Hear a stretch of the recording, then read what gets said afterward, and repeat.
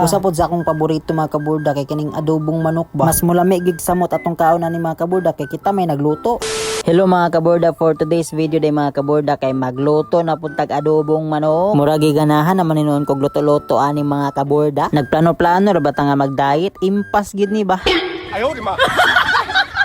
Bitaw mga kaburda, mas lami ang gid kayo mo kaon sa mga pagkaon kanang ikaw bitaw ang galuto. Kay the more pud ka magluto-luto mga kaburda, mo improve pud ka, makabalo pud kag luto sa ubang mga putahe. Sulit na pud kayo imong kwarta ani mga kaburda kung ikaw nagluto kay dili man pud ka maalkansi. 95 pesos ra di akong pagpalit aning karning manok mga kaburda. Nakatipid ra pud ta sa mga panakot ani mga kaburda kay naa naman ta istak daan. Karon mga kaburda magpadayon ta. Maong gipaspasan ko na nigutad ang mga lamas ani mga kaburda para makakaon na ta ba kay gutom na. Gidaganan din ako ang sibuyas ani mga kaburda. Hilig betag sibuyas. Og sa pila ka 100 million years of later mga kaborda, nagpainit na dayon tag oil ani. Gilunod na lang din nato mga kaborda ang duha ka paa sa manok. Ato lang dayon ni ipa golden brown mga kaborda. Ato lang dayon ibali-bali ang mga karni sa manok mga kaborda para dili pud siya mapagguba. Og sa pila ka 100 million years of later mga kaborda, ato na pud ni siyang bali-balihon para magpantay na pud ang iyang color. Karon mga kaborda, kuhaon na dayon nato ang manok og atong ibutang ni sayahong para makagisa na dayon ta sa mga panakot. Gikuhaan na lang pud dayon ako oil ani gamay mga kaborda kay grabe naman kadagan ang oil para dili pod mag-oily atong manok ani ba. Pag guman ako mikos-mikos sa mga panakot ani mga kaburda, gibutang na lang dayon nako ang karning manok. Gimikos-mikos na lang dayon nako ni gamay mga kaburda og gibot nga na dayon nako og suka, tuyo, pepper og tubig. Takloban na lang dayon nato mga kaburda para mas modali ang iyang pagbukal ba. Gibot nga na dayon nako og pepper leaves, silinga, green asukal og ketchup mga kaburda para mas mulami ni atong adobong manok ba. Sa pila ka 100 million years of later mga kaburda, mao na ning itsura sa atong for today's video. Magulat-ulat na lang pud ta anig pila ka million years mga kaborda para mas mulapot ang atong sauce ani ba. Itsura pa lang ani mga kaborda, lami naman kayo ni gambahan.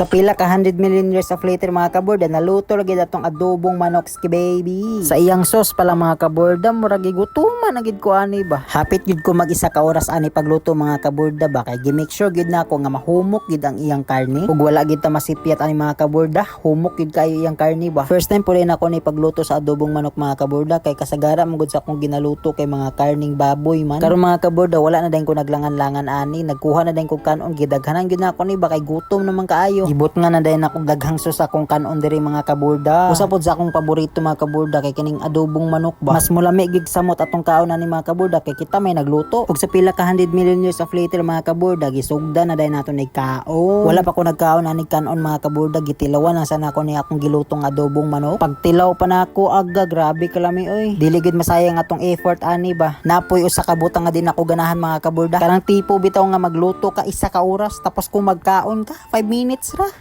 Ayaw di ma.